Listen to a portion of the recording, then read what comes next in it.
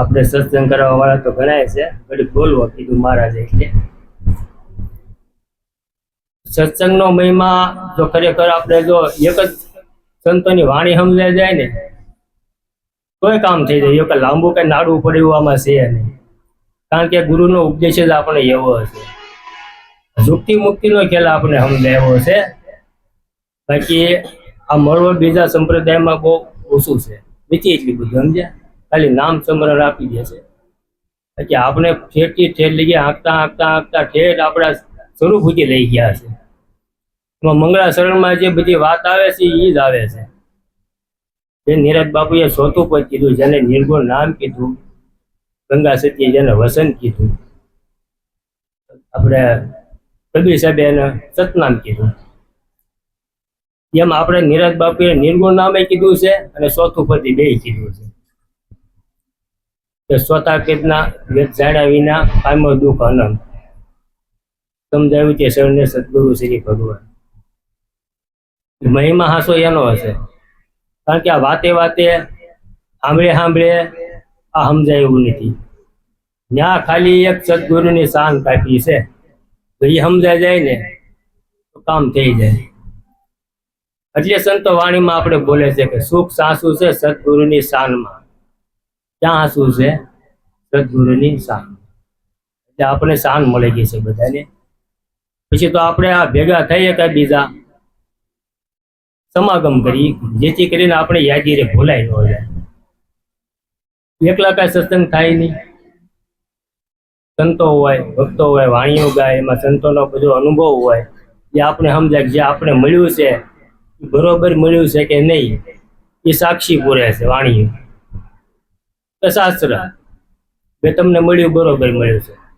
નકર આ તો બધી ઉર્દુ ભાષા, આ ક્યાંથી સમજાય આપણને? વાતે વાતે સમજાય એવું હતું? ગમે એટલું સાંભળી નાખીએ તો આ સમજાય એવું હતું? જે આપણે નીરજ બાપુએ નિર્ગુણ નામ કીધું, ચોથું પદ કીધું, એ સમજાય એવું હતું? ગમે એટલું આપણે વાંચી નાખીએ, સાંભળે લઈએ, તેથી ન્યાય નિર્વાણ પદ કીધું છે. વાણીથી કેમ સમજાય? કૃષ્ણ ભગવાનની ગીતામાં કીધું ને કે નામ રૂપ ગુણ થી હું પર છું, મન બુદ્ધિ વાણીથી નહીં, મન બુદ્ધિ વાણીથી હું પર છું એમ કીધું. અને લાલજી મહારાજે વાણી કીધું નહીં, નામ રૂપ ગુણ નહીં અમારે કબૂર ના ધરું મેં અવતાર. તો એની ઈ જ વાત કરી. એમ સંતોનો મહિમા બધો આપણે સમજાય એનું કારણ એ છે સદગુરુ મહારાજે દયા, કે આપણે આ જ્ઞાન પીરસ્યું છે. મોટા મોટો ઉપકાર આપણો, અમૂલક વસ્તુ આપણે આપી. કેવી આપી? તેની કિંમત આપણે સમજાય તો કામ થાય ને. આપણી જેની કિંમત સમજાય કેમ હંગરીને રાખી, ન કિંમત કચરામાં નાખી દઈએ છીએ. માની કિંમત સમજાય તો આ મન માને, બાકી મન માને એવું નથી. ગમે એમ કરો ને ઊંચા કરવા એટલે કરી લે. અને ગંગા સતીએ તો એક મેં તો સાંભળ્યું, મારો તો અનુભવ છે નહીં એમાં. વસન વિવેકી છે નર ને નારી પાનમાં, વસન થી વધે જગમાં કાંઈ. વસન જાણ્યું એને સર્વે જાણ્યું, પછી કે એને કરવું પડે ને બીજું કાંઈ. એની વસન કીધું, મેં આગળ કીધું ને, મેં બાપુએ ચોથું પદ કીધું, નિર્ગુણ ના કીધું, એની વસન કીધું. એ તો મળી ગયું. પણ વિવેક, આ વિવેક નું શું કરવું? હજી લગીમાં એક જ મહાપુરુષે કીધું વિવેક આને કહેવાય, બાકી કોઈ કીધું નથી. મેં નહીં સાંભળ્યું, બહુ સત્સંગ સાંભળ્યો. એક જ સંતે કીધું કે આ કરો તો વિવેક જાગે, બાકી ગમે એટલે ઊંધા માથે થાવ વિવેક જાગે નહીં. એક જ મિનિટનો ખાલી ખેલ કીધો, એક જ મિનિટ. વિવેક જગાડવા માટે 1 મિનિટ, પણ એની માટે 3 મહિનાનો તમારે અભ્યાસ જોશે. મારે ને તમારે 3 મહિનાનો અભ્યાસ માંગી લે 1 મિનિટમાં વિવેક જગાડવા માટે. તો કેવી રીતે? કે સેકન્ડીયો કાંટો છે, એક રાઉન્ડ મારે એટલે 1 મિનિટ થાય. સેકન્ડીયો કાંટો છે, એક રાઉન્ડ મારે એટલે 1 મિનિટ. 60 સેકન્ડે 1 મિનિટ. જો એમાં સતત તમારી જાગૃતિ રહે સતત જાગૃતિ રાખવા માટે 3 મહિના અભ્યાસ કરવો પડે, ત્યારે સતત તમારી જાગૃતિ એમાં રહે. નકર તરત બીજો વિચાર આવી જાય કે બે સુધીમાં થઈ જાવ. જાગૃતિમાં તમે એનો સેકન્ડ કટ કરતા 60 વાર ફરે ત્યાં લગી તમારું મન ના રહે નહીં, તરત ભાગે, અટકી જાય. 60 સેકન્ડ જો તમે તેમાં સ્થિર રહી ગયા, જાગૃતિ રહી ગઈ ને, તો હું તમે છે ને એ ન રહીએ. કહેવાનો ભાવ મારો બદલાવ થઈ જાય છે. બદલાવ આપણે જે સહી સ્થિતિમાં એ સ્થિતિ આપણી ફરી જાય, ત્યાં લગી આપણું જીવન બદલાય. અઘરું છે ભાઈ.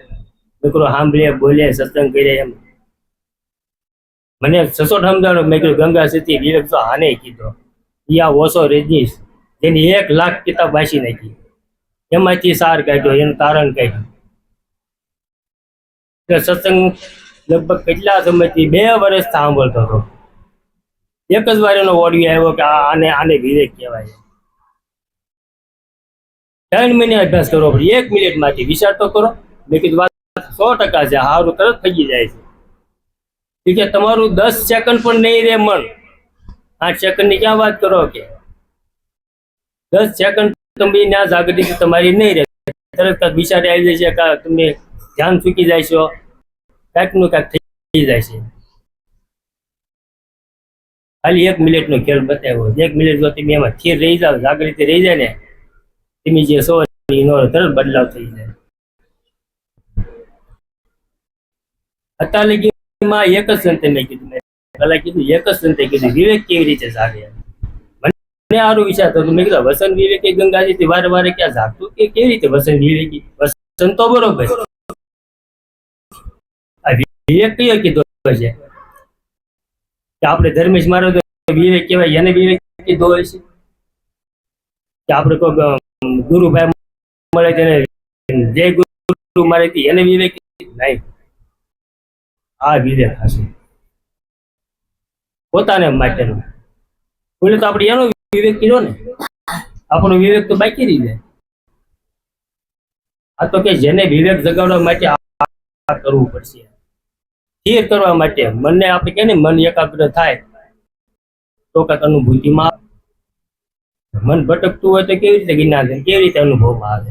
તો એમ કહેવા માંગે છે આ તમારે કરવું પડશે, તો તમારામાં ખરી રીતે બદલાવ પૂરેપૂર્ણ આવશે, નકર નહીં આવે.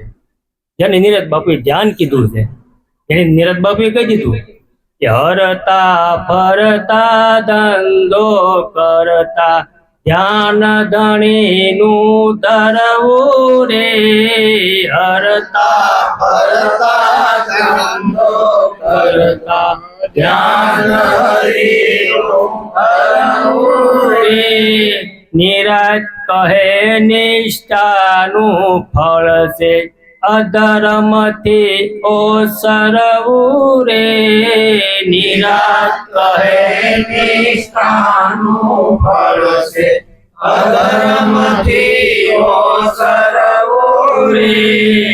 અધર્મથી ઓસરવું પ્રાણી ધર્મ દર્શીને કામ કરવું રે. અધર્મથી ઓસરવું પ્રાણી ધર્મ દર્શીને કરવું રે. આ નીરજ બાપુએ આવું વાસ કીધું છે. આ મન છે ને, મનનો ખેલ જ અટપટો હશે. તમને સ્થિરતા આવે છે, તમે કામ કરતા હશો તો તમને ઓલું સ્વરૂપ ભૂરાઈ જાય. નક્કી ના નથી, ધંધો કરો એમાં નથી. નીરજ બાપુ એમ કહે છે બધે છે, જ્યાં તારી દ્રષ્ટિ પડે ત્યાં છે, બધું થાય છે. ભાઈ નિષ્ઠા તારી કેટલી છે એમ આ ઓછો કે છે. આપણી નિષ્ઠા કેટલી છે એમ એકાત્રિત તમારું એકત્રિત થયું મન, જાગૃતિ આવી કાંઈ એમાં. નીરજ બાપુ એમ કે બધું થાય છે, હરતા ફરતા ધંધો કરતા થાય છે. આપણે હાજરી કેટલી? આપણે મહેશ મહારાજ ઘણી વાર બિચારા રાડ્યું પાડી કાઢી કે છે ભાઈ જે તમને સદગુરુએ શાંત કરી પદ ઓળખાવ્યું એમાં તમારી હાજરી કેટલી છે કે ટકોર કરે છે, વારે વારે કરે. તમને કેટલા તમે એમાં હાજર રહ્યો છો? આનું આપણે કાર્ય કામનું સંસારનું કરીએ અને આનું કરીએ તો આ કઈ મેળ પડે એવું છે? નથી મેળ પડે એવું. ઓછો કેમ જો થઈ જાય ને તો મેળ પડે એવું છે ભાઈ. ઓછો કેમ થઈ જાય ને તો મેળ પડે, બીજું જામું કરવું પડે એમ નહીં. પણ 3 મહિનાનો ખેલ છે, કે આસાન ખેલ નથી ઓછો કે 3 મહિના જ હોય એવા ત્યાં. 1 મિનિટમાં તમારે ચેરમેનને કરવા માટે 3 મહિના જોશે. પહેલો ખેલ નથી 5 મિનિટ ઉભા રહીને આપણે થઈ જાય, કારણ કે મનનો ખેલ એવો તરત ફગાઈ નાખે, બીજો વિચાર આવી જાય. તમે જે જાગૃતિ છે નહીં રહે, બેહોશી થઈ જાય છે. એટલે આવો સંતોનો મહિમા છે. જેને જેને સમજાય એને સદગુરુની દયા માનવી. આટલું કહીને મારી વાણીને વિરામ આપું. સદગુરુ